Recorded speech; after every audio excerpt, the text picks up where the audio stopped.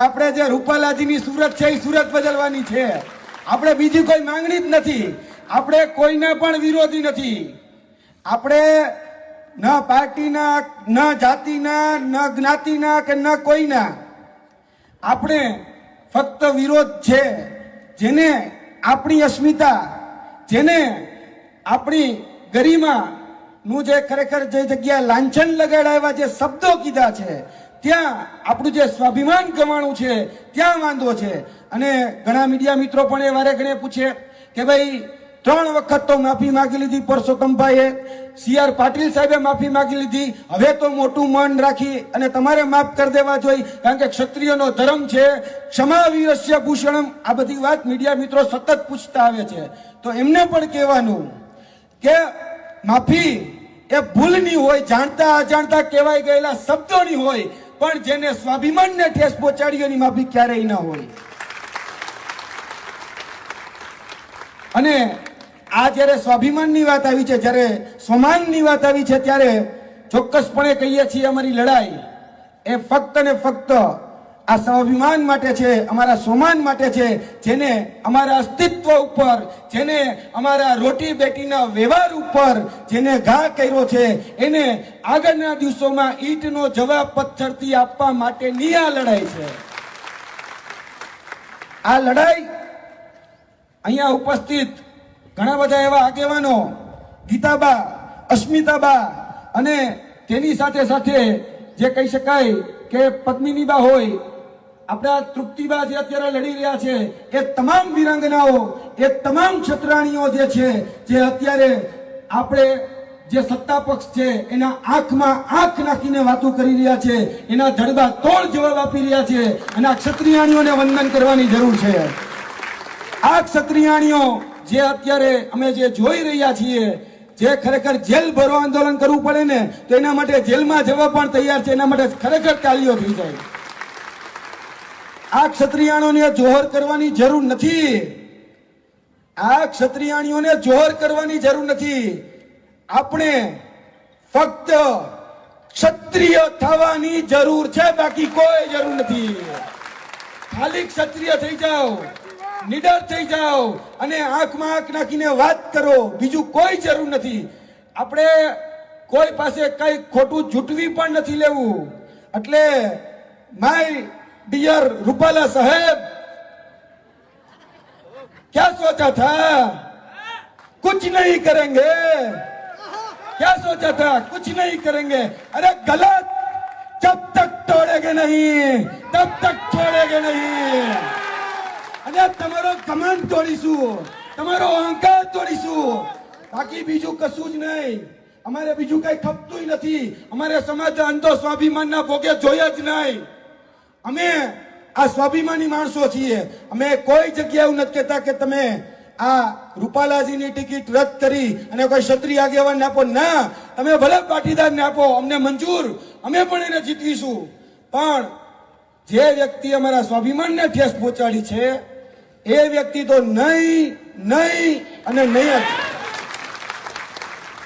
જ્યારે હમણાં જ અત્યારે જે મીટિંગ ચાલી રહી છે અને એ મીટિંગમાંથી અત્યારે સમાચાર આવ્યા છે કે અત્યારની જે મીટિંગ અત્યારે જે ચાલી રહી છે, સંકલન સમિતિની જે મીટિંગ, તે સંપૂર્ણ રીતે નિષ્ફળ ગઈ છે.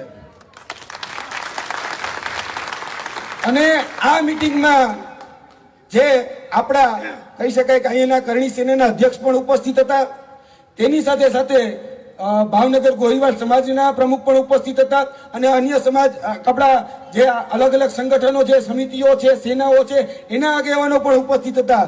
અને બધાનો એક જ સૂર છે કે ભાઈ કોઈ પણ સંજોગોમાં અમારે પરસોત્તમ રૂપાલાભાઈની ટિકિટ એ રદ જોઈએ છે, આના સિવાય બીજું કઈ નથી જોતું. એટલે સંકલન સમિતિ માટે તાલીઓ થઈ જાય.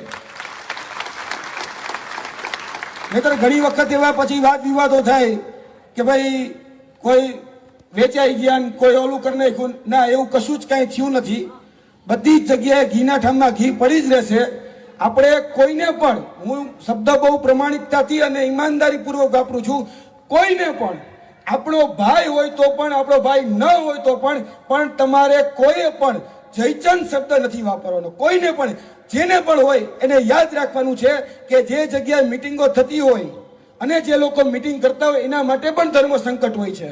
કારણ કે ભલે એ જે તે પાર્ટીમાં ત્યારે સત્તાધારી પાર્ટીમાં હોય, જે રીતે યાદ કરજો કે એક સમયે કર્ણ એના માટે પણ ધર્મ સંકટ હતો કે કૌરવોના પક્ષે લડવું પડ્યું હતું.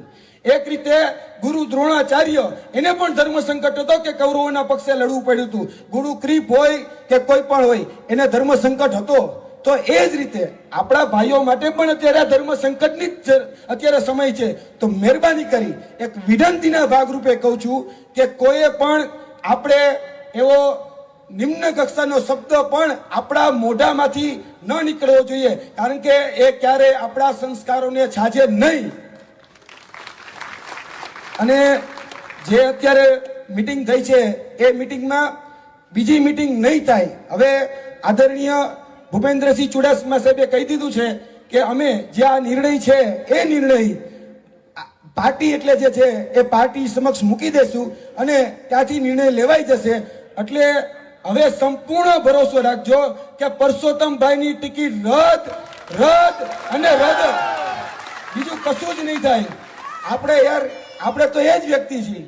એક શિક્ષણ મંત્રી ચાલુ હતા અને ખાલી શિક્ષણ મંત્રી એટલું પૂછ્યું હતું કોણ યુવરાજસિંહ, આપણે એને ઘરે બેહાડી દીધા હતા. ખાલી કેટલું જ પૂછ્યું હતું કોણ યુવરાજસિંહ, અને જો ખાલી એટલું જ તમે લોકોની જે સંગઠન શક્તિએ જે કરી બતાવ્યું એ શિક્ષણ મંત્રીને જો ઘરે બેહાડી ગયા, તો આ તો હજી તો ઉમેદવારી નોંધાવે છે, હજી નોંધાવી નથી, આપણે એને ઘરે ન બેહાડી દઈએ. એટલે ચિંતા કરતા નહીં. આપણા જે મોવડી મંડળ, અહીંયા જે વડીલો બેઠા, માતા બહેનો બેઠી, આ બધું જ એ શક્ય જ છે, કશું જ અશક્ય નથી.